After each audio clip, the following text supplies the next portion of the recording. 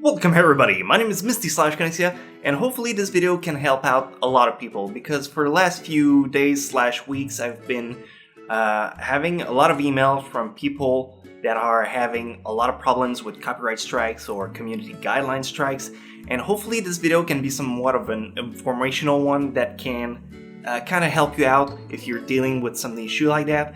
If you're a content creator, stick around. This is probably the information you've been seeking out, and they're pretty hard to come by.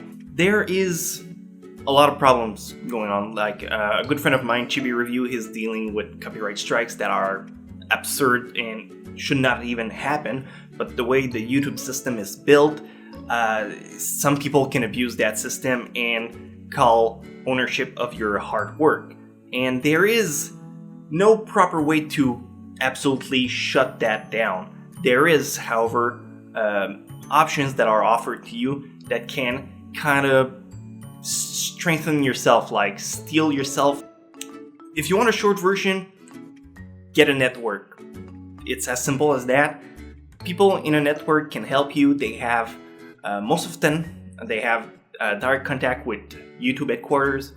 YouTube is a big corporation, so it's a big website, and I know when you're a content creator and your stuff is getting down, you want to kind of fix it, and they have a lot to go through. You're not the only one on YouTube, obviously.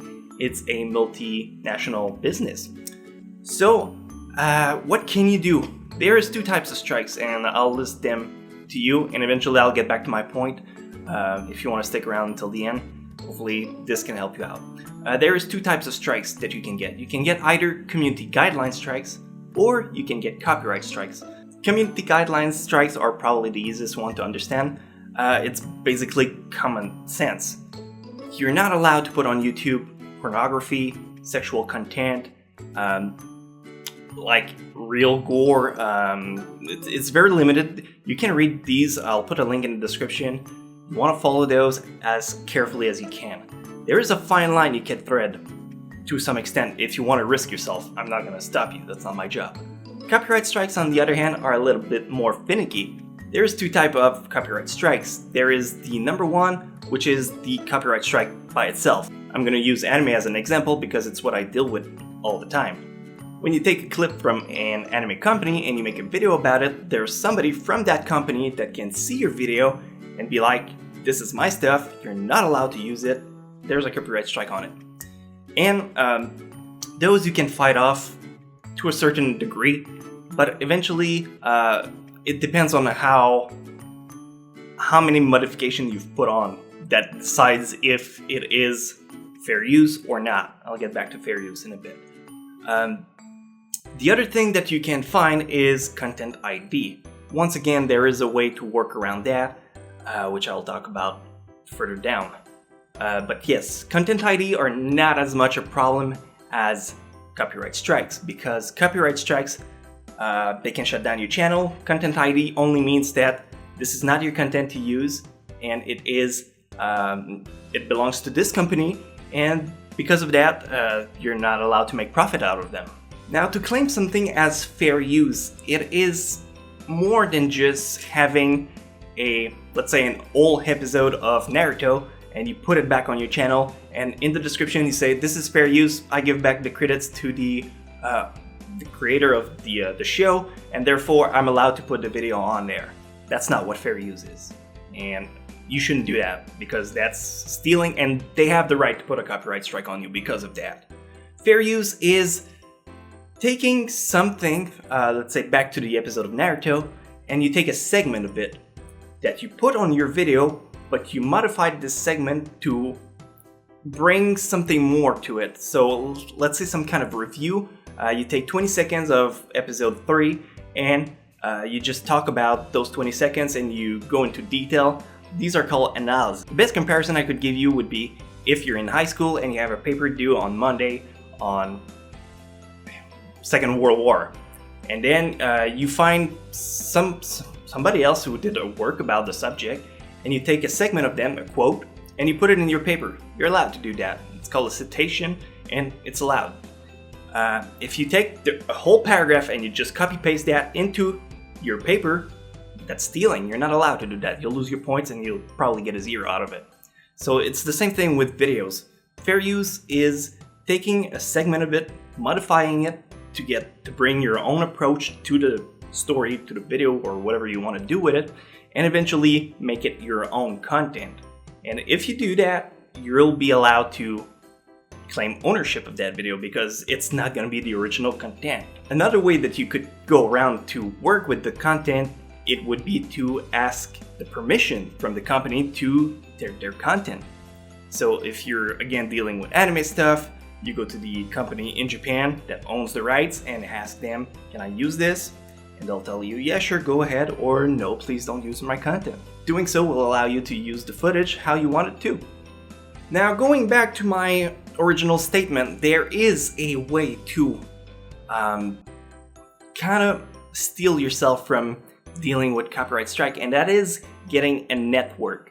A network is, like I said earlier, something that can protect you because there are people behind it that are most often enough trying to get in your best interest. And there's a crap load of network that you can look into.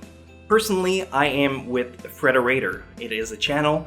It also is a network. I've dealt with a lot of networks in my past. I've been on YouTube since 2008, and I've dealt with Broadband TV, Full Screen, Voltra, Zoom In TV, and they have their, how can I put it candidly? They have their perks, but they also have cons. And the reason I'm sticking with Frederator is because they're the ones that have my best interests in sight. It all depends on what your needs are. If you are looking for a high pay, or if you're looking for a special perks that you can get, some will offer you different things. The most important thing you have to keep in mind is no matter which one you get, always read the contract that they give you. There are some pretty shady networks out there that just want to take advantage of you because a lot of people are unaware of how networks work, and that could really play at your disadvantage. And that's why I like Frederator a lot. They really back me up whenever I had a problem. I wasn't even with them back when I first started, and they were helping me while my original network weren't. Like last year, I had to deal with the same problem that Chibi is actually dealing with. My channel went down, and I had to find a way to fix it. And it is the lady from Frederator that decided to give me a hand, and I wasn't even with them at that time. So if you want to join the Frederator network, there is a link in the description that you can follow. It will bring you to the channel Frederator, which is going to allow you to ask for a partnership. The only thing is, a lot of networks, they will require you to have a certain amount of subscribers or a certain amount of views per month. Frederator doesn't require anything of that. As long as you're a content creator at heart, they'll be willing to look into your case.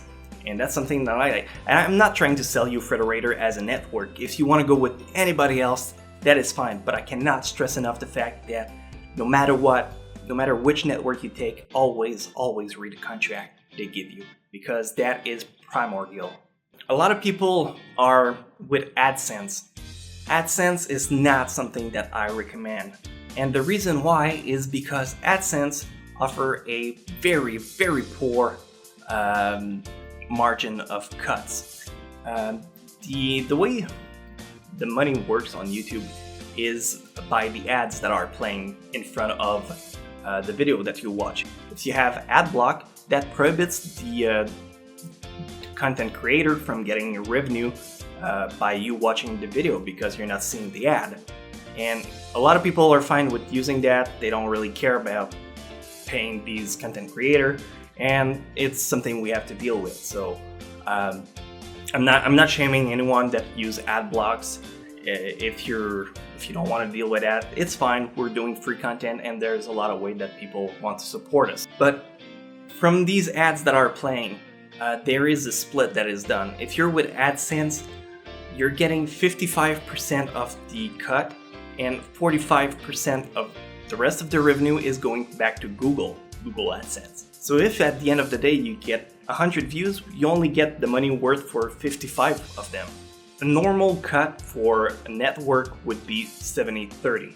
You get 70% of the revenue, they get 30, and that is the basic statement that you would get normally with any network. Anyone offering you 60-40, you're getting ripped off. 70-30 should always be the basic level that you should start on, and you shouldn't settle for anything less than that.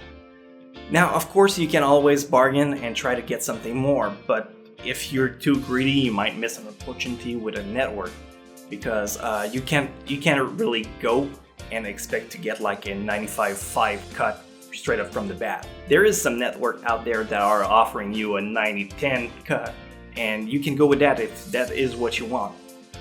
However, you have to keep in mind that there is more than just the money that you'll get from this. With Frederator, you get a lot of perks. You have like constant contact with YouTube headquarters. You have backup from people that are always looking into issues that you have. You also have small perks like if you want to get a small verified badge that you can get next to your name. That's something the networks can grant to you, and some extra perks like that. If you want to contact with Funimation or Viz Media, they have that, they can provide it to you. So again, I'm not trying to sell you Frederator as a network. If you want to go with another one, that is fine. You're allowed to do so. Frederator is the one that I've tried that I like the best because they do care. And if it's something that you're willing to look into, well, maybe you'll get a good time out of it. So I know this is a lot of information to take in at the same time. Hopefully I've glanced over every issue that you could have. If you do have a copyright strike, you can always appeal it. They will require you to put your personal information in it. That is fine. Nobody's gonna come at your door and fight you. They just want to make sure that you're an actual person and that you're pretty much legit with what you're asking. So thank you guys for watching. I hope this was helpful. If it was, please leave a like. If not, I'm sorry, I wasted a lot of your time. And I will see you guys very soon with the next video that I'm working on. And I'll see you guys next time.